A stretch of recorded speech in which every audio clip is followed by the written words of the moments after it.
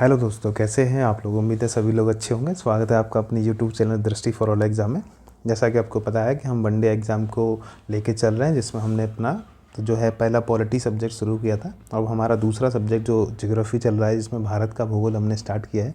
इसके बाद हम आपको वर्ल्ड ज्योग्राफी पढ़ाएंगे। तो इसी में हमने जो 2 लेक्चर अब तक कर लिए हैं, अगर आपने वो नहीं देखे हैं तो देख लीजिए। और अगर इस चैनल को सब्सक्राइब नहीं किया है तो कर लीजिए, क्योंकि इस तरीके की वीडियो आपको मिलती रहेंगी। आपके जो भी एग्ज़ाम आरपीएफ, यूपी पुलिस री एग्ज़ाम, एसएससी के एग्ज़ाम में जो भी जिस एग्ज़ाम में जीएस आती है, वो सारी जीएस इन सब्जेक्ट से, इन क्लासेस से आपकी क्लियर हो जानी है। तो हम एक मैराथन भी लेके चल रहे हैं। आप अगर नहीं देख रहे हैं तो आरपीएफ का एक बैच लेके चल रहे हैं, जिसमें एसआई और कांस्टेबल को लेके है। तो उसमें हम आपको एक मैराथन टाइप की क्लास करवा रहे हैं अभी। उसके बाद उसमें छोटी छोटी वीडियोस आपको दे दी जाएंगी, जिससे आप जो है काफ़ी चीज़ें आपको जल्दी से तैयार हो जाएंगी। तो आप इस वीडियो के माध्यम से चीज़ें समझ सकते हैं और उन वीडियो के बाद माध्यम से आप रिवीजन कर सकते हैं। तो आपका डबल फ़ायदा होने वाला है। इसीलिए आप अपने दोस्तों के पास इस वीडियो को शेयर कर दीजिए। और इसमें क्या है कि यूपी पुलिस के जो एग्ज़ाम होगा, री एग्ज़ाम, और उसके बाद जो आरपीएफ के कांस्टेबल और एसआई का जो पेपर आया हुआ है, तो उनके लिए ये क्लास बहुत इंपॉर्टेंट होने वाली है। जो आपके सब्जेक्ट हैं, जो आपका सिलेबस है, उसमें ज्योग्राफी, हिस्ट्री, पॉलिटी, इस तरीके की जो है सिलेबस जो दे रखा है, उनको लेके हम चल रहे हैं। इसमें आपकी चीज़ें जो है, आपकी इंपॉर्टेंट जो क्वेश्चन में आ सकती हैं, वो करवाई जा रही हैं। तो इन्हीं बातों को ध्यान में रखते हुए हम शुरू करते हैं। आज की क्लास तीसरी है और इससे पहले 2 क्लास हो चुकी हैं। तो आज की क्लास हम जो पिछली क्लास में स्टार्ट किए थे और जो जहाँ पे ख़त्म हुआ था, तो उसके बाद आगे बढ़ रहे हैं। तो उसमें उत्तरी भारत का मैदान, वहाँ से हम अपनी बात शुरू करने वाले हैं, क्योंकि हमने हिमालय की पूरी बात कर ली है पिछली क्लास में। तो अगर आपने नहीं देखी तो देख लीजिएगा। तो यहाँ से हम बात शुरू करेंगे उत्तर भारत के मैदान से, और फिर इसके बाद हम दक्षिण भारत का मैदान, उत्तर भारत के मैदान, उनके सारी विशेषताएं सबको समझने वाले हैं। तो इसमें उत्तर भारत के मैदान में आपको पहली बात तो क्या समझना है, ये समझिए कि पहली बात तो ये उत्तर भारत का मैदान कैसे बना है। पहली बात तो इसको बनने का मतलब है कि ये जो नदियाँ हिमालय से आई हैं, हिमालय से आने वाली नदियाँ हैं, उनसे जो अवसाद आता है, जो निक्षेप आते हैं, तो वो जलोढ़ निक्षेप जो आता है, उनसे निर्मित हुआ है ये आपका उत्तर भारत का मैदान। तो ये बात आपको ध्यान रखनी है। तो अवसाद जो आते हैं नदियों के माध्यम से आते हैं, तो आप सभी जानते हैं, जैसे गंगा नदी है और उसकी काफ़ी सहायक नदियां हैं। तो जैसे गंगा नदी ये है, फिर उसकी काफ़ी सहायक नदियां हैं इस तरीके से, कुछ इस तरीके से हैं। तो यमुना भी इस तरीके से मिलती है और इस तरीके। तो ये नदियाँ जो लाती हैं, हिमालय से आ रही हैं या जहाँ से भी, मतलब दक्षिण भारत से भी नदियाँ निक्षेप लाती हैं, जो अवसाद लाती हैं, और उनको एक जगह पर क्या करती हैं, वो स्थापित कर देती हैं। तो ये स्थापित करने के बाद जो मैदान बनता है, उसी को हम उत्तर भारत का मैदान बोलते हैं। और ये मैदान जो है वो भारत में आपको देखने को मिलता है। तो मैं आपको मैप के ज़रिए अगर ऐसे दिखाऊं तो आप समझ सकते हैं, एक सेकेंड, कि जैसे ये भारत है, तो ये जो पूरा मैदान आपको देखने को मिलता है, ये मैदान देखने को जो मिलता है, ये कौन सा है, तो यही उत्तरी भारत का मैदान कहलाता है। इसके अलावा यहाँ पे असम के क्षेत्र में भी आपको ये मैदान देखने को मिलते हैं। तो ये मैदान जो है किससे लाए गए हैं, यहाँ पे जो हिमालय पर्वत श्रेणियाँ हैं, यहाँ से नदियाँ जो आती हैं, इन नदियों के द्वारा जो है जो मैदान ये बनाए जाते हैं, इन्हीं को हम क्या बोलते हैं, तो उत्तर भारत के मैदान नाम दे रहे हैं। तो इस तरीके से आप समझ गए होंगे पहली बात कि ये बने कैसे हैं। अब हम अगली बात शुरू करते हैं कि जो मैदान बने, इसके अलावा इनकी जो गहराई होती है, जो निक्षेप एक होता है ना, कि एक स्तर से एक स्तर आया, फिर दूसरा स्तर आया, फिर तीसरा, चौथा, पांचवा, इस तरीके से। तो ये ऐसे करके इन पे अवसाद आते गए। तो इनकी जो गहराई, यानी इस तरीके से मोटाई समझ सकते हैं, तो 1000 से लेके 2000 मीटर तक की इनकी गहराई देखने को मिलती है। यानी 1 किलोमीटर से 2 किलोमीटर के बीच में ये मोटाई इसकी देखी जाती है। तो ये परत जो है बनी है, ये इस तरीके से अवसाद इकट्ठे आए, जैसे नदियाँ बहती आई, फिर इकट्ठी करती रही। तो ये जो बने हैं, ये कितनी गहराई के हैं, तो ये 1000 से लेके 2000 मीटर की गहराई है। इसके अलावा इसका लगभग कितना क्षेत्रफल है, तो 7 लाख वर्ग किलोमीटर क्षेत्रफल में ये फैले हुए हैं। जैसे आप सभी को पता है कि 32,87,000 के आसपास कितना है, 263 किलोमीटर में आपका क्या है, भारत का पूरा जो है क्षेत्रफल है। उनमें से उस 32 लाख में से 7 लाख में क्या है, आपके उत्तर भारत के मैदान है, ये आपको ध्यान रखना है। और लगभग इसकी लंबाई कितनी है, अगर लंबाई आपसे पूछता है तो आपको 3200 किलोमीटर के आसपास इसकी लंबाई देखी जाती है। जो मैप आपको मैं दिखा रहा था, ऐसे करके जो लंबाई है उत्तर भारत के मैदान, ये पश्चिम से लेके पूर्व तक जो मैदान की लंबाई है वो कितनी है, तो 3200 किलोमीटर के आसपास है। इसके बाद ये चूँकि सबसे नदियों का क्षेत्र है तो ये उपजाऊ क्षेत्र हो जाता है, तो अत्यधिक क्या है, उपजाऊ क्षेत्र है। इसकी वजह से क्या होता है, यहाँ पे सबसे ज़्यादा जनसंख्या घनत्व देखा जाता है। तो जनसंख्या घनत्व यानी सघन जनसंख्या आपको कहाँ देखने को मिलेगी, तो उत्तरी भारत में देखने को मिलती है। तो यहाँ पे आपको बिहार में सबसे ज़्यादा देखने को मिलती है, आप सभी जानते हैं। इसके बाद आपको यहाँ पे पश्चिम बंगाल है, बिहार, यूपी है। तो इन राज्यों में क्या है, आपको सबसे ज़्यादा घनत्व देखने को मिलता है, जनसंख्या घनत्व। क्योंकि जनसंख्या घनत्व मैंने आपको बताया हुआ है कि 1 किलोमीटर में जितने लोग रहते हैं, 1 किलोमीटर में जितने लोग रहते हैं वही आपका क्या होता है, जनसंख्या घनत्व होता है। तो इस तरीके से आप समझ सकते हैं कि यहाँ पे क्यों जनसंख्या घनत्व ज़्यादा है, क्योंकि ये क्षेत्र जो है वो उपजाऊ क्षेत्र है, यानी कि यहाँ पे काफ़ी अच्छी फसल हो जाती है। तो इस वजह से ये जो है जनसंख्या घनत्व यहाँ पे देखा जाता है। इसके अलावा अब जो ये मैदान होता है, उत्तरी मैदान, उसको विभाजन के हिसाब से देखा जाए तो उत्तर से दक्षिण में इसको विभाजित किया जाता है कि पहले ये उत्तर मैदान, फिर दक्षिण मैदान, या मध्य मैदान और फिर दक्षिण मैदान। तो इस तरीके से विभाजित किया जाता है। जो हिमालय नदियों के द्वारा हिमालय से जो नदियाँ निकल रही हैं, तो वो हिमालय से नदियाँ इस तरीके से जब बहती हैं तो एक क्षेत्र तो ऊपर बनाती होंगी, इसको हम उत्तरी क्षेत्र बोलेंगे, फिर मध्य क्षेत्र, फिर दक्षिणी क्षेत्र जो होता है, निचला क्षेत्र। तो इनको विभाजित किया जाता है। और इनको विभाजित किन क्षेत्रों में किया जाता है, तो उनको भावर, तराई और जलोढ़ मैदान। इन जलोढ़ मैदानों को हम पढ़ेंगे 2 भागों में, जिसमें बांगर और खादर। तो बांगर एंड खादर हम पढ़ेंगे। तो इनमें 2 मैदान, तो मैं इनको समझाऊंगा अच्छे से। इसके बाद इसकी चौड़ाई की बात कर लें। जैसे मैंने लंबाई की बात करी थी 3200 किलोमीटर, लेकिन इसकी चौड़ाई देखें तो 150 से 300 किलोमीटर देखने को मिलती है। तो पश्चिम में आपको देखने को ज़्यादा चौड़ाई मिलेगी और पूर्व में इनकी चौड़ाई कम हो जाती है। तो इस तरीके से हम बात करते हैं एक एक क्षेत्र की। जो विभाजन हमने किया तो उसमें हम पहला देखते हैं भावर क्षेत्र। भावर क्षेत्र में क्या विशेषताएँ आपको देखने को मिलती हैं। तो मैंने जो हिमालय आपको पिछली क्लास में पढ़ाया है, तो मैंने पढ़ाया था कि शिवालिक जो है वो सबसे निचली इसकी जो है श्रेणी है। तो शिवालिक जो है उसके दक्षिणी ढाल में, यानी शिवालिक जैसे ये संरचना है, तो इसके दक्षिणी ढाल में जो आपको इस तरीके से जो पत्थर के छोटे छोटे पत्थरों से मिलकर जो एक जो है मैदान बनता है, छोटे छोटे बालूस्म होते हैं या पत्थर होते हैं, छोटी छोटी बजरी होती है, तो उससे एक मैदान का निर्माण होता है। इससे एक निर्माण होता है मैदान का। तो इसी मैदान को क्या बोलते हैं, भावर क्षेत्र बोलते हैं। तो ये बात आपको ध्यान रखनी है। और दूसरी बात, ये चूँकि बजरी यानी छोटे छोटे पत्थरों से मिलकर बना है, इसीलिए ये कृषि योग्य नहीं होता। यहाँ पे कृषि जो है नहीं की जाती है, खासकर यहाँ पे देखने को नहीं मिलेगी। इसके अलावा इस क्षेत्र की जो मोटाई है, जैसे मैंने ये आपको दिखाया इस तरीके से बना के, तो इसकी मोटाई कितनी है, 8 से 10 किलोमीटर की इसकी चौड़ी पट्टी में आपको ये मैदान, भावर के मैदान देखने को मिलते हैं। फिर आगे बात करेंगे, जैसे इसके बाद जो मैदान आते हैं, जैसे ये वाले जो मैदान होंगे तो ये तराई के मैदान होंगे। तो इसके नीचे जो होंगे वो तराई के मैदान होंगे। इसके बारे में हम चर्चा करेंगे। लेकिन कभी कभी क्या होता है, जैसे ये भावर क्षेत्र है तो ये किससे बना है, बलुआ जो है आपकी बजरी या पत्थर से बना है, छोटे छोटे। तो क्या होता है कि जैसे नदी इसमें आती है, नदियाँ जब बहकर आती हैं तो इसमें क्या होता है कि पानी जो है अंदर चला जाता है, तो ऐसी लगती है कि नदियाँ जो हैं विलुप्त हो गई है, यानी गायब हो गई। लेकिन ऐसा होता नहीं है, वो पत्थर की वजह से दिखती नहीं है, तो इस वजह से आपको ऐसा लगता है।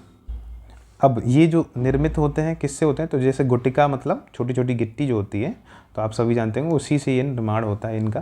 तो मैंने आपको बता दिया। तो नदियाँ यहाँ पे विलुप्त हो जाती हैं और जैसे ही ये तराई के मैदान में आती है, निकल के आती हैं, तो ये फिर से बहने लगती हैं। तो आपको तराई के मैदानों में ये ऐसा निकलती हुई दिखेंगी। इसके बाद हम बात करते हैं तराई के बारे में, तो आपको एक आइडिया लग जाएगा अच्छे से कि पहली बात तो ये कि भावर क्षेत्र के दक्षिण में है, जो मैं आपको डायग्राम बना के दिखाया कि ये क्या है, भावर क्षेत्र के दक्षिण में है, तो मैंने ये आपको बताया था। तो ये कौन सा है, तराई क्षेत्र है। दूसरी बात, इसकी चौड़ाई कितनी होती है, तो इसकी 10 से 20 किलोमीटर आपको चौड़ाई देखने को मिलेगी। इसके बाद भावर क्षेत्र में जो विलुप्त नदियाँ होती हैं, मैंने बताया था वो क्या होती हैं, प्रकट हो जाती हैं, यानी कि निकल जाती हैं, तो वो दिखने लगती हैं। तो आपको ध्यान रखना है क्या होती है, नदियाँ दिखने लगती हैं।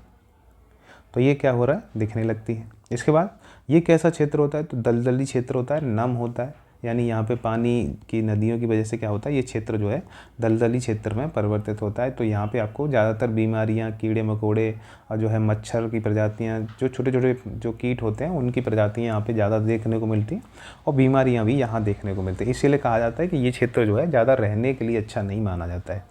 इसके अलावा जंगली और वन्यजीव क्षेत्र इसको माना जाता है, क्योंकि यहाँ पे बाकी जनजातियाँ, आपको छोटे छोटे जीव जंतु जो हैं वो देखने को मिल जाते हैं। इसके बाद हम दूसरे जो आपका जलोढ़ मैदान था उसके बारे में बात कर लेते हैं, क्योंकि मैंने आपको बताया था कि इसको हम 2 भागों में बांट के बढ़ेंगे, कि एक बांगर एक खादर। तो इसमें मैंने बताया कि बांगर जो है वो बांगर सब पुरानी मृदा होती है। ये क्या है? पुरानी है, यानी ओल्ड जलोढ़ मिट्टी है, और ये नई है। तो नई मृदा कौन सी है? आपकी खादर है। तो इसको क्या बोलते हैं? पुरानी जलोढ़ बोलते हैं। यानी जो नदियाँ लेके आती हैं, जो अवसाद लाती हैं, तो अवसाद 2 3 4 भागों में बांटती हैं। एक तो ये बाबर, फिर तराई, फिर यहाँ बांगर, और फिर यहाँ खादर। तो इस तरीके से आप समझ सकते हैं। तो ये जो क्षेत्र बोला जाता है, ये इस खादर की कंपैरिजन में क्या है? पुराना बोला जाता है। तो ये पुराना जलोढ़ है, बाढ़ वाले मैदान से दूर स्थित होता है। तो ये जो खादर का मैदान है, ये कौन से क्षेत्र बोले जाते हैं? तो ये बाढ़ वाले मैदान बोले जाते हैं। अब इनसे क्या है? ये दूर स्थित है, यानी कि पीछे स्थित है। तो यहाँ पे बाढ़ वाले स्थान जो है, बाढ़ वाली सदियाँ नहीं देखी जाती हैं। इसके अलावा उत्तरी मैदान का विशालतम भाग कौन सा है? तो यही आपके बांगर मैदान है, जो आपको यूपी, आपको हरियाणा, और ये आपके पंजाब, या ये वाले क्षेत्र जो हैं, राजस्थान का कुछ पूर्वी हिस्सा, ये देखने को आपको मिलता है। इसके बाद मृदा में चूनेदार निक्षेप यानी कंकड़ देखने को मिलता है। यहाँ की जो मिट्टी होती है, उनमें आपको चूनेदार कंकड़ देखने को मिलते हैं। आप सभी जानते हुए होंगे अगर इस एरिया में रहते हैं तो। और इसमें जो है, इस समस्या को दूर करने के लिए आप सभी जानते हैं क्या मिलाते हैं इसमें? तो जिप्सम का यूज किया जाता है। तो जिप्सम का यूज करके इस समस्या को दूर किया जा सकता है। इसके बाद जो खादर मिट्टी है, वो पहली बात तो नई जलोढ़ मिट्टी है, जो नदियाँ अपनी अवसाद ला रही हैं। तो सबसे बाद में जहाँ छोड़ती हैं, तो सबसे बाद में कहाँ छोड़ रही हैं? तो यहाँ पे छोड़ती हैं, खादर वाले मैदान में। तो सबसे बाद में छोड़ती हैं, इसलिए इसको कैसा बोला जाता है? तो नवीन जलोढ़ मिट्टी कहा जाता है। बाढ़ वाले मैदान में स्थित होती हैं, जो कि मैंने बताया भी है, यहाँ पे बाढ़ वाला क्षेत्र होता है। तो यहाँ पे नदियाँ क्या है, जो है इस तरीके से मूवमेंट करती हैं, यानी कि जो है कहीं भी घूम सकती हैं। तो उनको जैसे जैसे प्रभाव मिलता है वैसा होता है। जैसे अवसाद छोड़ देती हैं, तो कई बार यहाँ के क्षेत्रों में आपको गोखुर झील देखने को मिलती है। तो गोखुर झील भी इन्हीं क्षेत्रों में बनती हैं। तो ये आपको ध्यान रखना है। इसके अलावा ये प्रतिवर्ष पुनर्निर्माण होता है, यानी कि ये हर साल आपको ऐसे मैदान देखने को मिलेंगे कि नदी पहले ऐसे जा रही थी, फिर ऐसे जाने लगी, फिर ऐसे जाने लगी। तो यहाँ पे हर साल जो है नए नए मैदान जो है निर्माण होता रहता है। तो इसीलिए प्रतिवर्ष क्या होता है? निर्माण होता है इस मिट्टी का। और इसके अलावा अवसाद से मिट्टी जो आ रही है, वो हर साल निक्षेप की जाती है। तो हर साल जो है नई मिट्टी इस पर यहाँ पे क्षेत्रों में देखने को मिल जाती है। तो इसीलिए इसको क्या सी बोलते हैं? तो पुनर्निर्माण होता है। इसके बाद ये अत्यधिक उपजाऊ होती है, क्योंकि यहाँ पे सबसे ज़्यादा उपजाऊ मिट्टी वाली क्षेत्र देखने को मिलेंगे। इनमें जो है आपको जो मिट्टी है उसमें उर्वरक की मात्रा ज़्यादा होती है। इसके साथ ही जो मैदानों को हम अगर नदी के हिसाब से देखें, तो अब हमने अभी वैसे बात कर ली, लेकिन अगर नदियों के हिसाब से बांटें कि कौन सी जो मैदान है वो किस नदी से लेकर किस नदी के बीच में किस नाम से जाना जाता है, तो पंजाब का मैदान अगर बोलना चाहिए, तो जैसे आप सभी जानते हैं, मैप में मैं आपको दिखा देता हूँ। तो जैसे ये जो आपका नक्शा है, तो इसमें पंजाब का मैदान, जैसे ये आपको पता है, ये पंजाब है, ये हरियाणा है, ये यूपी है, तो ये हिमाचल प्रदेश है, ये उत्तराखंड है, तो ये हरियाणा है। तो इस तरीके के यहाँ से लेके और यहाँ कहाँ तक का मैदान जो है पंजाब का मैदान बोला जाएगा, तो उसके बारे में हम बात कर लेते हैं। तो वो आपको जानना ज़रूरी है, कई बार इस तरीके से भी क्वेश्चन आ जाते हैं। तो सिंधु नदी से लेके और इसकी सहायक नदियों द्वारा जो मैदान बना होता है, जिसमें सहायक नदियों आपको चिनाब नदी, झेलम, रावी, ब्यास और सतलज। तो इस तरीके से जो नदियां हैं, इनसे जो निर्मित होता है मैदान, उनको हम पंजाब का मैदान कहते हैं। तो ये तो आपका हो गया पंजाब का मैदान, जिसको पंजाब में अधिकतर इसका क्षेत्र जो है वो आपको पंजाब में देखने को मिलता है। बाकी अगर जो गंगा का मैदान है, वो आपको गंगा नदी से लेके उसकी जो जितनी भी सहायक नदियाँ हैं, उनसे निर्मित जो भी मैदान होगा उसको गंगा का मैदान कहते हैं। इसमें आपको घग्गर, तीस्ता, इस वाले क्षेत्र तक आपको ये देखने को मिलेगा, जिनमें हरियाणा, दिल्ली, उत्तर प्रदेश, बिहार, झारखंड और पश्चिम बंगाल, ये जितना क्षेत्र है, ये सारा कौन सा है? आपके गंगा के मैदान कहा जाता है। जैसे मैं आपको मैप में दिखा दूँ कि ये जो मैदान है, एक तो हमारा हो गया ये आपका मैदान, इसके अलावा हमारा यहाँ से लेके यहाँ से लेके और इस तरीके से ये पूरा मैदान जो है, ये पूरा मैदान किसका है? तो ये आपका मैदान है, ये गंगा का मैदान कहलाता है। क्योंकि गंगा नदी से बना है, तो गंगा का मैदान कहलाता है। तो ये क्षेत्र आपको ध्यान रखना है। तो कई बार क्या है, नदियों के हिसाब से पूछ लेता है, तो गंगा का मैदान ये हो जाता है, वो पंजाब का मैदान हो गया। इसी तरीके से आपका असम का मैदान भी आता है क्वेश्चन में, या इसको ब्रह्मपुत्र का मैदान कहते हैं। तो नदियों के हिसाब से ये हम देख रहे हैं। और ब्रह्मपुत्र नदी से इसकी सहायक नदियों से जो बनता है उसको हम क्या बोलते हैं, तो ब्रह्मपुत्र का मैदान कहते हैं। और ये असम में अधिकतर मैदान आपको देखने को मिलेगा, इसीलिए इसको कई बार क्या होता है, असम का मैदान भी कहा जाता है। तो ये आपको ध्यान रखना है, तो असम का मैदान भी इसको कहते हैं। इसके बाद ये हमने उत्तर मैदान को जान लिया, हमने हिमालय को जान लिया। अब हम प्रायद्वीपीय पठार पे चलते हैं। तो प्रायद्वीपीय पठार के बारे में पूरी कहानी समझेंगे और उसके क्षेत्र छोटे छोटे जो हैं उनको सबको जानने वाले हैं। तो यहाँ से हम शुरू करते हैं कि आपका जो है पश्चिमी पठार है वो उत्तर पश्चिम में, आपके उत्तर पश्चिम में दिल्ली, कटक और पूर्व में राजमहल पहाड़ियाँ, पश्चिम में गिर पहाड़ियों और दक्षिण में इलायची पहाड़ियों तक फैला हुआ है। पहली बात तो मैं आपको मैप के हिसाब से दिखा दूं कि मैं आपको मैप के हिसाब से दिखा दूं ये क्या कहना चाह रहा है। तो ये मैं उधर ले जाता हूं, आपको मैं पूरी कहानी दिखाता हूं।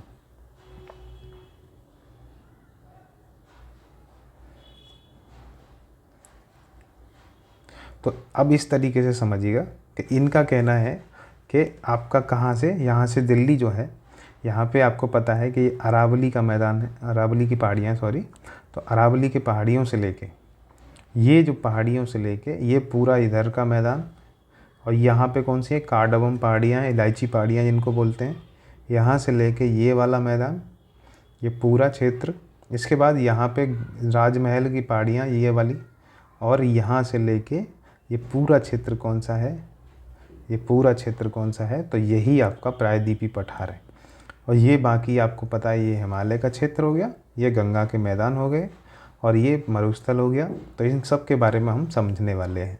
तो यहाँ पे प्रायद्वीपीय पठार क्या है, उत्तर पश्चिम में दिल्ली से लेके, दिल्ली में जो कटक है वो अरावली पर्वत की श्रेणियाँ हैं, तो आप उसको समझ सकते हैं। वहाँ से लेके पूर्व में आपको कौन सा, राजमहल पहाड़ियाँ देखने को मिलती हैं, मैंने आपको दिखाया। और पश्चिम में आपको गिर पहाड़ियाँ जो गुजरात में हैं, वहाँ से लेके, और दक्षिण में इलायची पहाड़ियाँ जो हैं, तो वो पूरा क्षेत्र आपका क्या कहलाता है, तो यही पूरा क्षेत्र जो है, एक सेकेंड, तो वो पूरा क्षेत्र, ये वाला जो पूरा क्षेत्र है, तो ये पूरा क्षेत्र क्या है आपका, तो ये पूरा क्षेत्र आपका ये वाला कहलाता है प्रायद्वीपीय पठार। इसके बाद ये वाली जो पहाड़ियाँ भी हैं, तो ये पहाड़ियाँ भी इसी का पार्ट है, लेकिन वो राजमहल गारो गैप की वजह से, या मालदा गैप भी इसको बोलते हैं कई बार, मालदा गैप, या इसी को क्या बोलते हैं, राजमहल गारो गैप। तो इस गैप की वजह से भी क्या है, ये अलग हो गया है, लेकिन है किसका, तो इसी प्रायद्वीपीय पठार का भाग कहलाता है। तो आपको ये बात ध्यान रखनी है। इसके अलावा ये पुराने क्रिस्टलीय आग्नेय रूपांतरित सेलों से क्या है, बने हुए हैं। तो किससे बने, एक तो क्रिस्टलीय पुराने क्रिस्टल से, यानी कि जो स्ट्रक्चर संरचनाएं थी। इसके बाद आग्नेय चट्टानों से बने हैं और रूपांतरित चट्टानों से बने हैं।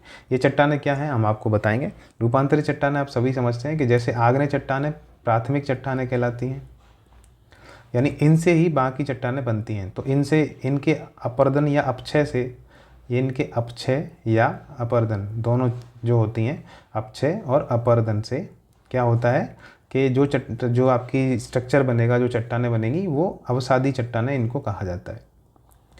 अब अवसादी चट्टानें और आपकी आग्नेय चट्टानें, इनको जब हम टेम्परेचर यानी कि तापमान और दाब यानी प्रेशर, तो प्रेशर इन दोनों की, जब इनका प्रेशर और दाब का, टेम्परेचर का प्रभाव पड़ता है, तो उनकी वजह से क्या होती है, तीसरे तरीके की संरचनाएं बनती हैं, तीसरे तरीके की चट्टान बनती हैं, जिनको हम मेटामॉर्फिक या रूपांतरित चट्टानें कहते हैं। जो सेल हैं आपके चट्टानें वो कहते हैं। तो 3 तरीके की चट्टानें होती हैं। तो पहली आपकी आग्नेय, दूसरी आपकी अवसादी और तीसरी होती हैं आपकी रूपांतरित चट्टानें। तो इस तरीके से आपको समझना है कि किससे ये बनी हुई हैं।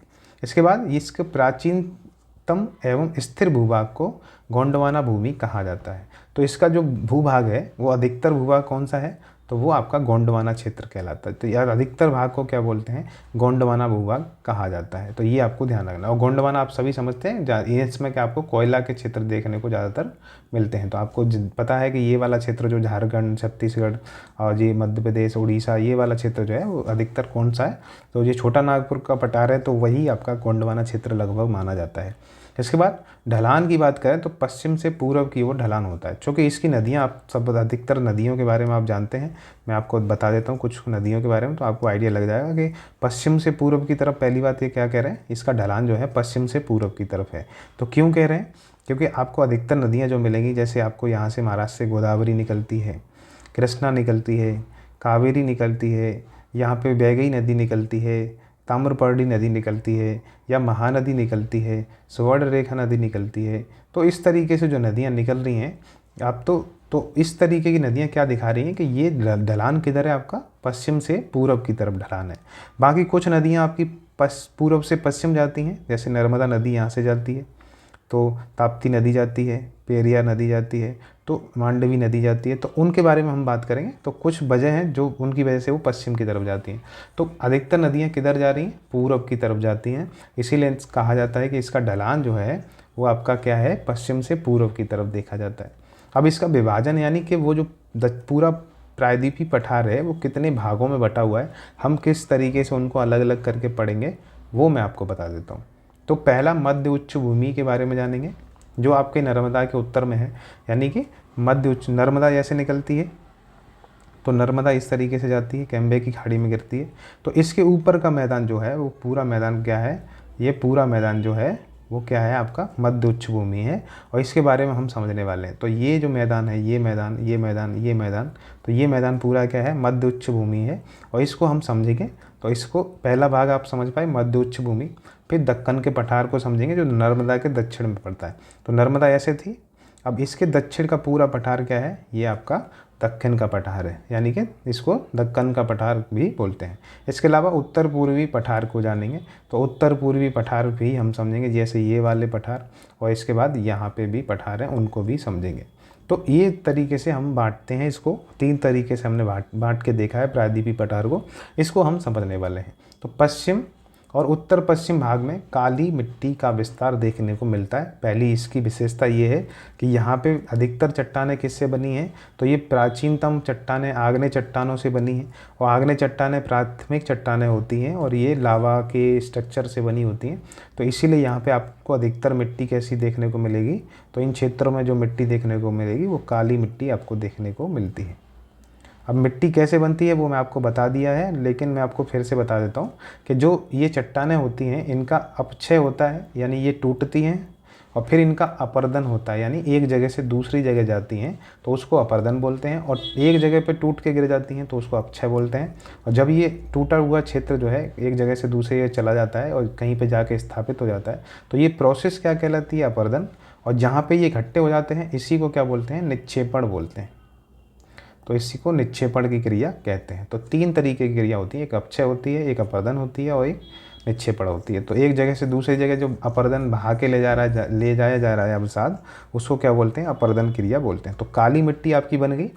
अब अनेक पठारों और पहाड़ियों से ये क्या है, प्रायद्वीपीय पठार जो आपका है वो निर्मित है। पहली बात मैंने आपको बता दी। अनेक पठार और पहाड़ियाँ हम समझेंगे कौन सी, जैसे अरावली, मालवा पठार, छोटा नागपुर का पठार, आपका जो बुंदेलखंड का पठार, बघेलखंड का पठार, दंडकारण्य का पठार। इस तरीके से हम काफ़ी पठार, इसमें कर्नाटक का पठार जो है उन सब के बारे में जानने वाले हैं। या दक्कन का पठार जो इम्पोर्टेंट है, वो सारे पठार उनसे बन के ये मिल के बना है। तो पहली बात आप समझ लीजिए कि प्रायद्वीपीय भारत जो है कई पठारों और जो है पहाड़ियों से मिलके बना है, जिसमें पश्चिमी घाट, पूर्वी घाट, ये सब हम समझने वाले हैं। त्रिकोणीय आकृति है, तो इसको आप वैसे भी समझ सकते हैं कि इसकी आकृति कैसी है।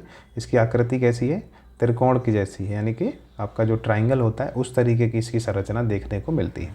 इसके बाद इसकी ऊंचाई जो पूछी जाती है कई बार एग्जाम में, तो यहाँ की 600 से लेकर 900 मीटर ऊंचाई इनकी पूरे जो है, ये पूरा जो भाग है इसकी 600 से लेकर 900 मीटर की ऊंचाई इसकी देखी जाती है। इसके अलावा इसकी जो चोटियाँ हैं कुछ तो वो ज़्यादा होती हैं, तो वो चोटियाँ पहाड़ियों पर होती हैं, तो उनके बारे में हम अलग से बात करेंगे। तो ये बात आप समझ गए होंगे प्रायद्वीपीय पठार के बारे में। अब हम ये समझने वाले हैं, एक एक करके हम समझेंगे हर एक को। इसमें प्रायद्वीपीय पठार को जितने भागों में हमने बांटा उन सबको हम समझने वाले हैं। तो आप यहाँ से शुरू करते हैं मालवा पठार से। और मालवा पठार हम कहाँ पे आपको देखने को मिलेगा, पहली बात ये समझ लीजिए कि पश्चिम में अरावली।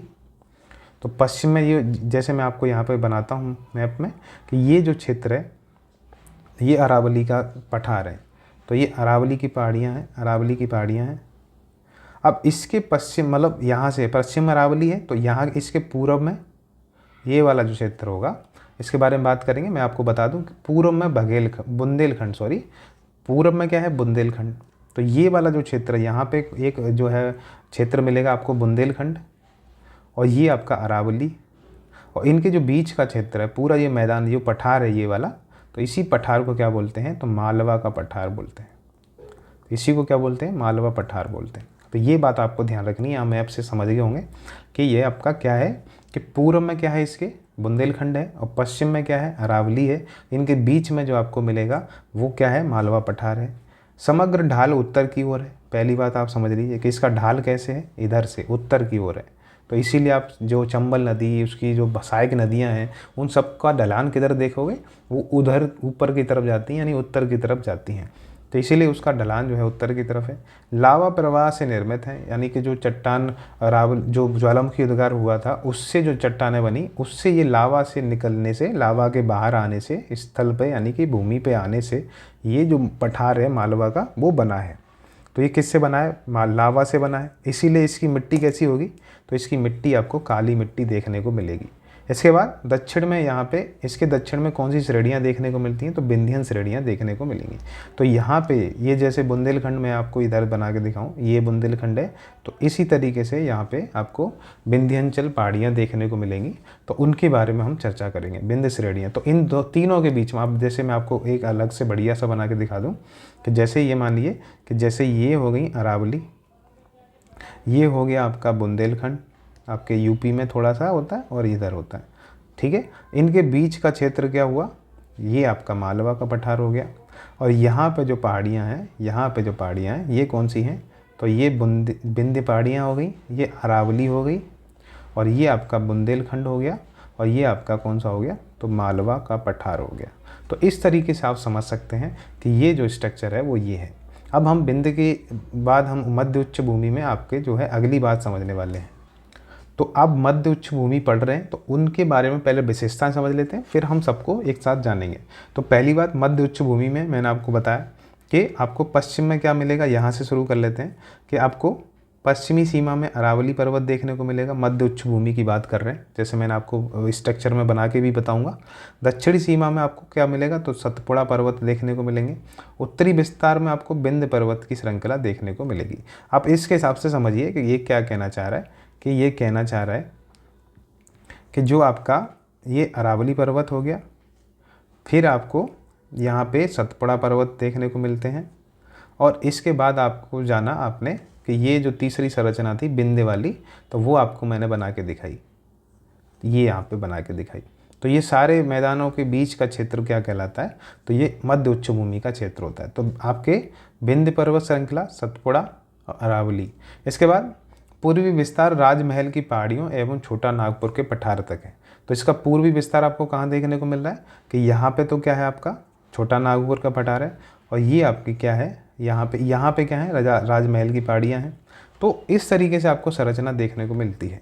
तो ये संरचना आपको बता रहा है कि राजमहल की पहाड़ियों तक और इसके अलावा छोटा नागपुर का पठार है, वहाँ तक आपको इसका विस्तार देखने को मिलेगा। इसके बाद पूर्वी भाग में आपको कौन कौन से पठार देखने को मिलेंगे, तो बुंदेलखंड का पठार और बघेलखंड का पठार।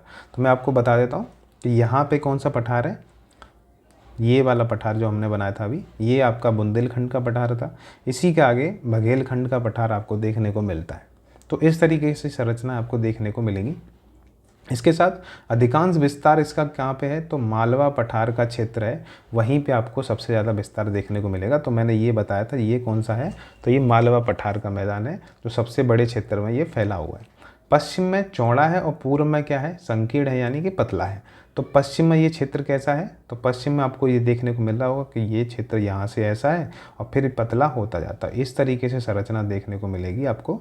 तो यहाँ पे कैसा है, यहाँ पे पश्चिम में क्या है, मोटा है, और यहाँ पे आपको पतला देखने को मिलता है। तो ये संरचना इसकी मध्य उच्च भूमि की जो हम बात कर रहे हैं वो देखने को मिलती है। इसके बाद ढाल जो है इसका कैसा है, तो पश्चिम से पूर्व दिशा में देखने को मिलता है। पश्चिम से पूर्व यानी कि इस तरीके से इसका ढाल देखने को मिलता है, पश्चिम से पूर्व की तरफ इसको ढाल देखने को मिलता है। एक सेकेंड, तो पश्चिम से पूर्व की तरफ ढाल देखने को मिलेगा आपको। और इसके बाद अगली बात है कि इसकी ऊंचाई कितनी है, तो 700 से लेके 1000 मीटर की ऊंचाई देखने को मिलेगी इस पूरी मध्य उच्च भूमि की। और ये ऊंचाई कहाँ से नापते हैं, तो समुद्र तल से नापते हैं। ये आपको ध्यान होना चाहिए कि समुद्र तल से ही ये ऊंचाइयाँ नापी जाती हैं, समुद्र तल से ये सारी ऊंचाई नापी जाती है। अवशिष्ट पर्वतों के उत्कृष्ट उदाहरण हैं। मैंने आपको बताया हुआ है कि जो अरावली पर्वत है ये क्या है, ये क्या है, विंध्य पहाड़ियाँ ये क्या है, ये सतपुड़ा पहाड़ियाँ ये क्या है, ये सारी अवशिष्ट पर्वत हैं, यानी कि प्राचीन बलित पर्वत होते हैं ये। तो अवशिष्ट पर्वत क्या है, प्राचीन पर्वत हैं, प्राचीन बलित पर्वत हैं, सबसे पुराने पर्वत माने जाते हैं, इसीलिए इनको अवशिष्ट पर्वत कहते हैं। अवशिष्ट इसीलिए कहते हैं क्योंकि ये टूट छूट कर यानी कट छट कर छोटे से हिस्से रह गए इसके, पहले बड़े हुआ करते होंगे लेकिन अब जो है इनका कट छट के टूट गए, कट छट गए, तो उसकी वजह से क्या है छोटे हिस्से रह गए, अवशेष बचा है, कहते हैं ना शेष बचा हुआ है, तो अवशेष भाग जो बचा हुआ है इसीलिए इनका अवशिष्ट पर्वत इनको बोला जाता है। दक्कन पठार की उत्तरी सीमा, तो दक्कन पठार की उत्तरी सीमा और नर्मदा नदी के उत्तर में, तो ये कहना चाह रहे हैं कि जो दक्कन पठार है हमारा और नर्मदा नदी इस तरीके से जाती है, तो इसके ऊपर का पूरा क्षेत्र क्या है, मध्य उच्च भूमि कहलाता है। तो ये बात आपको ध्यान रखनी है कि मध्य उच्च भूमि ये पूरा क्षेत्र है, और हमने जाना कि ये वाला हिस्सा चौड़ा है और यहाँ पे पतला हो जाता है। तो यहाँ पे अरावली है, यहाँ पे मालवा पठार है, बुंदेलखंड का पठार है, यहाँ पे बघेलखंड का पठार है, यहाँ राजमहल की पहाड़ियाँ हैं, फिर हमने जाना कि यहाँ पे विंध्याचल पहाड़ियाँ हैं और यहाँ पे सतपुड़ा की पहाड़ियाँ हैं। तो उन सब पे हम चर्चा करेंगे और फिर हम एक एक करके सबके बारे में जानने वाले हैं। तो आप ये मुझे लगता है समझ गए होंगे, पूरा आपका मध्य उच्च भूमि की जो विशेषताएं हैं वो समझ गए होंगे। अब हम एक एक करके चलते हैं कि बुंदेलखंड का पठार के बारे में जो इंपॉर्टेंट बातें हो सकती हैं आपके एग्जाम को लेके वो समझ लेते हैं। कि पहली बात तो उत्तर प्रदेश और मध्य प्रदेश में फैला हुआ है, जैसे मैंने आपको डायग्राम में बना के दिखाया था। तो फिर से मैं बता देता हूँ कि जैसे आपका ये क्या है, ये उत्तर प्रदेश है और ये मध्य प्रदेश है। तो इन दोनों के क्षेत्र में ये वाला जो पठार जो आपको बनेगा वो बुंदेलखंड का पठार बनता है। तो आधा हिस्सा जो है आपको मध्य प्रदेश में देखने को मिलेगा, आधा आपको यूपी में देखने को मिलता है। इसके बाद इसके बारे में है, तो ये कैसा क्षेत्र है, यहाँ पे जलवायु जो कैसी मिलेगी, तो अर्ध शुष्क मिलती है।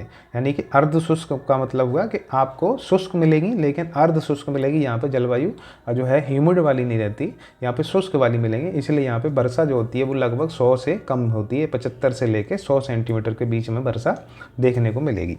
इसके बाद यहाँ पे जो चट्टान है, ये बुंदेलखंड का बना है मैदान, जो पठार बना है वो ग्रेनाइट और नीज की चट्टानों से क्या है इसका निर्माण हुआ है। बुंदेलखंड के पठार का निर्माण हुआ है ग्रेनाइट और नीज की वजह से निर्माण हुआ है। तो इसमें आपको कैसी मिट्टी देखने को मिलेगी, लगभग लाल मिट्टी देखने को मिलती है।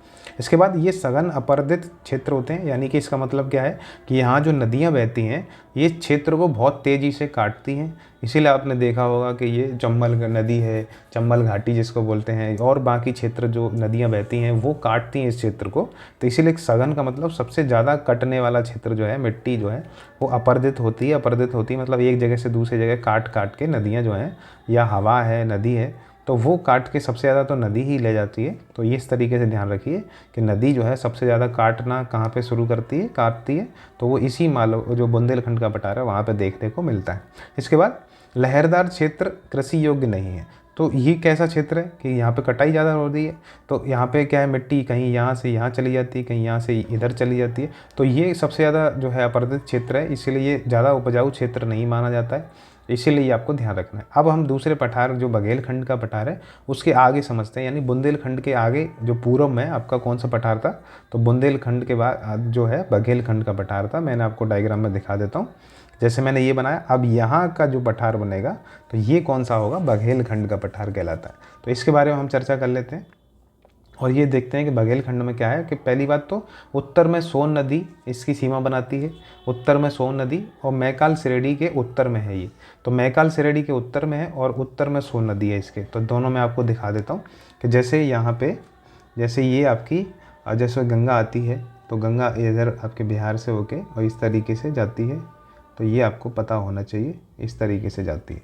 तो यहाँ पे कह रहे हैं कि यहाँ से सोन नदी जब आती है, तो यहाँ से सोन नदी जब बह के जाती है तो यहाँ पटना में जाके मिलती है, और इसके आगे इस वाले हिस्से में ये जो आपका है बघेलखंड पड़ता है। और यहाँ पे कौन सी श्रेणियाँ हैं, तो यहाँ पे मैकाल श्रेणी है, तो इसी के उत्तर में और इसके सोन नदी के जो है दक्षिण में आपको ये वाला पठार देखने को मिलता है। अब इसमें बात करें कि जो आपका बघेलखंड का पठार है और क्या है इसके बारे में, तो ये ग्रेनाइट, चूना पत्थर और बलुआ पत्थर से बना हुआ है। ग्रेनाइट से, चूना पत्थर से और बलुआ पत्थर से क्या है इनका निर्माण हुआ है। इसके बाद उत्तर प्रदेश में झांसी और मध्य प्रदेश में आपको ये क्षेत्र ज़्यादातर देखने को मिलेंगे। तो पूरा बघेलखंड आपको किस एरिया में देखने को मिलेगा, जो झांसी या आपका सोनभद्र का एरिया है, तो इन क्षेत्रों में आपको देखने को मिलेंगे। बाकी मध्य प्रदेश में ये देखा जाता है। अब छोटा नागपुर के पठार के बारे में बात कर लेते हैं। तो ये जो आपके उत्तर पूर्व में राजमहल पहाड़ियों से अलग होता है। इसके बाद उत्तर पश्चिम में सोन नदी में इसका स्तर देखा जाता है, यानी कि ये क्षेत्र देखा जाता है। मैं आपको मैप में फिर से दिखा देता हूँ कि ये जो देखें कि आपकी सोन नदी यहाँ मिल रही थी, तो ये पूरा क्षेत्र जो है, ये वाला क्षेत्र, तो ये कौन सा है, तो छोटा नागपुर का पठार कहलाता है। और ये कोयले के लिए, लोह अयस्क के लिए सबसे ज़्यादा फेमस है, आपको इतना पता होगा। तो सोन नदी उत्तर में, इसके उत्तर पश्चिम में। और उसके बाद ये गोंडवाना चट्टान का से निर्मित है, गोंडवाना चट्टान से निर्मित है। यानी मैंने आपको बताया गोंडवाना चट्टान किस लिए फेमस है, तो ये कोयले के लिए फेमस है। तो कोयला सबसे ज़्यादा कोयले के लिए फेमस है। इसका विस्तार किन किन राज्यों में है, तो झारखंड में, छत्तीसगढ़ में और पश्चिम बंगाल में। जैसे मैंने आपको मैप में दिखाया अभी कि ये कौन सा है, ये झारखंड है, ये छत्तीसगढ़ है और ये वेस्ट बंगाल है। कुछ उड़ीसा का पार्ट भी इसमें आता है, तो वेस्ट बंगाल में इसका पार्ट देखने को मिलता है। तो इस तरीके से आप समझ सकते हैं कि ये आपका क्या होता है, ये आपका बघेलखंड, छोटा नागपुर का पठार हो जाता है। ऐसे ही दामोदर नदी के उत्तर में आपको हजारीबाग का पठार देखने को मिलता है और दक्षिण में रांची का पठार देखने को मिलता है। तो आपका जो आपका झारखंड का एरिया है, झारखंड में आपको हजारीबाग का पठार ऊपर होगा और रांची का पठार जो है दक्षिण में होता है। और जो दामोदर जो नदी है वो रांची के पठार से ही निकल के ईस्ट की तरफ जाती है। और यहीं पे एक रानीगंज है पश्चिम बंगाल में एक रानीगंज जगह है, रानीगंज।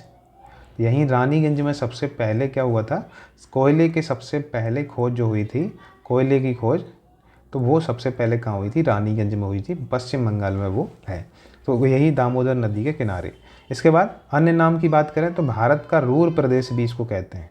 छोटा नागपुर पठार को क्या बोलते हैं, रूर प्रदेश कहते हैं, या इसको पाट भूमि भी कहते हैं। क्योंकि ये पठार की तरह होती है तो इसको पाट भूमि भी कहा जाता है इस तरीके से। तो इसे पाट भूमि भी कहा जाता है। खनिज के लिए सबसे ज़्यादा फेमस है यहाँ पे लोहा कोयला। मैंने आपको बताया कि यहाँ पे सबसे ज़्यादा लोहा और कोयला मिलता है। इसके बाद यहाँ पे एक और इम्पोर्टेंट बात है कि यहाँ से जो नदियाँ बहती हैं उनके बारे में जान लेते हैं कि दामोदर नदी यहाँ पे मुख्य नदी है।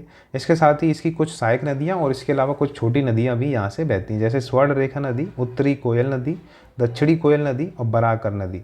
ये कुछ क्या है, ये नदियों के प्रवाह क्षेत्र हैं जो कहाँ से बहती हैं, तो इसी छोटा नागपुर के पठार से होके बहती हैं। तो ये आपको ध्यान रखना है। तो इस तरीके से आप ये बात समझ गए होंगे किस तरीके से चीज़ें हो रही हैं। तो अब हम दूसरी चीज़ पढ़ने वाले हैं, जो सतपुड़ा की पहाड़ियाँ हैं उनको जानेंगे। तो उनके बारे में हम समझ लेते हैं। जैसे उत्तर में ये कहाँ से है, तो उत्तर में नर्मदा नदी के जो है इसकी सीमा बनाती है। जैसे मैं आपको मैप में दिखा देता हूँ कि जैसे सतपुड़ा के बारे में बात कर लेते हैं कि जैसे सतपुड़ा पर्वत आपको देखने को मिलेंगे इधर, जो कि जो है आपकी नर्मदा नदी इधर जाती है। तो ये पूरा क्षेत्र क्या है, ये पूरा क्षेत्र क्या है, ये पहाड़ जो होंगे ये कौन से हैं, सतपुड़ा है। और ये नदी जहाँ से निकलती है ये कौन सी है, नर्मदा नदी है। तो ये उत्तर में क्या है, नर्मदा नदी है। और इसके दक्षिण में हम बात कर लेते हैं कि नर्मदा नदी होगी, इसका विस्तार कहाँ पे देखने को मिलेगा, महाराष्ट्र और मध्य प्रदेश में आपको देखने को मिलता है। तो मैंने आपको डायग्राम में बना दिया है कि डायग्राम में आपको मध्य प्रदेश और महाराष्ट्र में, इंडिया में पूरे में 2 राज्यों में इसका जो है क्षेत्रफल ज़्यादातर देखा जाता है। इसके बाद दक्षिण में इसमें कौन सी नदी जाती है, तो मैं आपको इसमें दोबारा दिखाता हूँ कि आपको दक्षिण में कौन सी नदी देखने को मिलेगी, यहाँ से ताप्ती नदी जाती है। तो इसको मैं ऐसे आपको दिखाऊँ बना के दोबारा से, कि 1 सेकंड देखिएगा कि जैसे यहाँ से जो अमरकंटक की पहाड़ियाँ हैं यहाँ से निकलती है आपकी नर्मदा, और सतपुड़ा पर्वत इस तरीके से फैले हुए हैं, ठीक है। और इसी के दक्षिण में कौन सी नदी है, इसी के दक्षिण में यहाँ से निकलती है, तो यहाँ से निकलती है ताप्ती। तो ये थोड़ा सा ज़्यादा चौड़ा हो गया, इस तरीके से मान के चलिए, और यहाँ से ही ताप्ती नदी निकलती है। तो ये तो दोनों जो है कैम्बे की खाड़ी यानी खंबात की खाड़ी में गिरती हैं। ये कौन सी खाड़ी है, तो खंबात की खाड़ी है, खंबात की खाड़ी, या इसी को क्या बोलते हैं दूसरा नाम, तो इसको कैम्बे की खाड़ी भी बोलते हैं। तो कैम्बे की खाड़ी भी इसको कहा जाता है। तो ये बात आप समझ गए होंगे कि ये आपका कौन सा है, सतपुड़ा पर्वत है। अब हम जो है सतपुड़ा के बारे में एक और बात जान लेते हैं कि इसकी सबसे ऊंची चोटी कौन सी है। तो धूपगढ़ जो है इसकी सबसे ऊंची चोटी है, जो मध्य प्रदेश के पंचमढ़ी में स्थित है। तो मध्य प्रदेश के पंचमढ़ी में सबसे ऊंची चोटी आपकी धूपगढ़ हो जाती है। इसके बारे में आपको जानना चाहिए, ये आपके क्वेश्चन में कई बार पूछी जाती रही है। तो इस तरीके से सतपुड़ा आप समझ सकते हैं। इसके बाद दक्षिण का पठार समझें। तो दक्षिण का पठार बना कैसे है, तो बसाल्ट के लावा से बना है। अभी मैं आपको सतपुड़ा में कुछ चीज़ें बताना चाह रहा हूँ कि जैसे मैं आपको समझिएगा इसमें डायग्राम में। तो इसमें कुछ ये कई चोटियों में यानी कि कई श्रेणियों में बटा हुआ है। तो जैसे मैं आपको दिखा देता हूँ कि जैसे ये कई श्रेणियों में बटा हुआ है, इस तरीके से श्रेणियाँ बनी हुई हैं। तो इस तरीके से श्रेणियाँ बनी हुई हैं, तो इनके कुछ नाम होते हैं, तो वो आपको एक दो बार नाम चाहें तो लिख सकते हैं, तो वो आपको जानने चाहिए। जैसे सबसे इम्पोर्टेंट मैं एक दो नाम बता देता हूँ। जैसे मैकाल मैं आपको बता रहा था, मैकाल श्रेणी, तो मैकाल श्रेणी आपको जाननी चाहिए। इसके बाद इसके नीचे जो होती है वो आपकी दूसरी श्रेणी है, तो इसको महादेव श्रेणी बोलते हैं। तो महादेव श्रेणी ये आपको समझनी चाहिए। तो ये ही कुछ श्रेणियाँ हैं और यही आपको बात समझनी है। तो ये महादेव जो श्रेणी है, इसी पे क्या है आपकी, इसी पे धूपगढ़ जो चोटी है, तो धूपगढ़ चोटी जो है वो सबसे ऊंची, धूपगढ़ चोटी इसी पे आपको महादेव पहाड़ियों पे ही देखने को मिलती है। और पंचमढ़ी हिल है, और इसी को क्या बोलते हैं, तो महादेव पहाड़ियों को ही क्या बोलते हैं, तो आपको ध्यान रखना चाहिए। यहाँ पे पंचमढ़ी हिल स्टेशन है, तो मैंने आपको अभी बताया कि पंचमढ़ी में आपको पंचमढ़ी हिल स्टेशन देखने को मिलता है। तो पंचमढ़ी हिल स्टेशन यहाँ पे देखा जाता है। और इसको क्या बोलते हैं, तो इसको सतपुड़ा की रानी कहा जाता है। क्या बोला जाता है, तो सतपुड़ा की रानी, सतपुड़ा की रानी इसको कहा जाता है। ये बात आपको ध्यान रखनी है। तो मैं इस तरीके से बताना चाह रहा था कि यहाँ मैकाल श्रेणी मैं इसीलिए बता रहा हूँ कि अभी मैं आपको नर्मदा नदी जो बता रहा था, नर्मदा नदी जो निकलती है वो अमरकंटक, यहीं पे मैकाल श्रेणी में ही आपकी एक चोटी है, यहीं पे एक चोटी है। जैसे मैं चोटी को दूसरे कलर से दिखाता हूँ, यहाँ पे जो आपकी ये है, तो यहीं पर एक चोटी है, और इस चोटी का क्या नाम है, तो इसी का नाम है अमरकंटक। तो अमरकंटक से ही आपकी कौन सी नदी निकलती है, नर्मदा, ये आपको ध्यान रखना है। और यहीं से इस तरफ जो नदी एक निकलती है यहीं पे, तो ये चोटी वैसे ये है यहाँ पे, तो मध्य प्रदेश में है, तो यहाँ पे चोटी है ये थोड़ा मैं ज़्यादा बड़ा बना दिया था आपके लिए समझने के लिए वैसे ही। तो ये आपके सतपुड़ा जो है पर्वत है, यहीं पे आपकी चोटी है एक अमरकंटक, और यहीं से एक नदी निकलती है इधर, सोन नदी। तो ये वाली सोन नदी इधर जाती है, और यहाँ पे कौन सी निकलती है, तो ये आपकी नर्मदा निकलती है। तो दोनों नदी आपकी यहाँ से निकलने वाली हैं, और ये कौन सा क्षेत्र है, तो ये अमरकंटक है। तो ये आप ध्यान रखिएगा। और ये श्रेणी कौन सी थी, यहाँ पे मैकाल श्रेणी, तो ये बात आपको ध्यान रखनी है। मैकाल श्रेणी पे अमरकंटक श्रेणी है, अमरकंटक चोटी है सॉरी, तो ये क्या है, तो मैकाल श्रेणी पे अमरकंटक चोटी है, और अमरकंटक चोटी से दो नदियाँ निकलती हैं। एक नर्मदा निकलती है जो पश्चिम की तरफ बहती है, और एक उत्तर की तरफ बहती है जो क्या नाम है आपकी, सोन नदी है। तो ये बात आप मुझे लगता है समझ गए होंगे। मैंने बताया कि ये कहाँ पे है, तो महाराष्ट्र में है और एमपी में फैला हुआ है।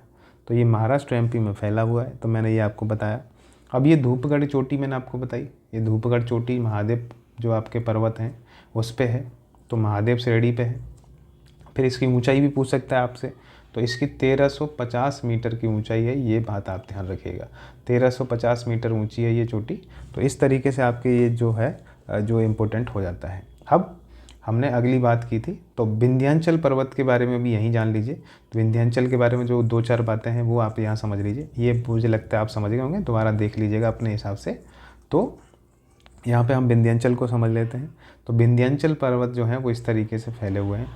तो विंध्याचल पर्वत इस तरीके से फैले हुए हैं, तो इस तरीके से विंध्याचल फैले हुए हैं। अब विंध्याचल के बारे में दो चार बातें जो आपको समझनी चाहिए, कि वो आपको, पहली बात तो ये कि इस तरीके से ये उत्तर भारत और दक्षिण भारत को अलग करती हैं। मैं आपको समझाते जा रहा हूँ कि ये दोनों को एक तरीके से बांट रही हैं।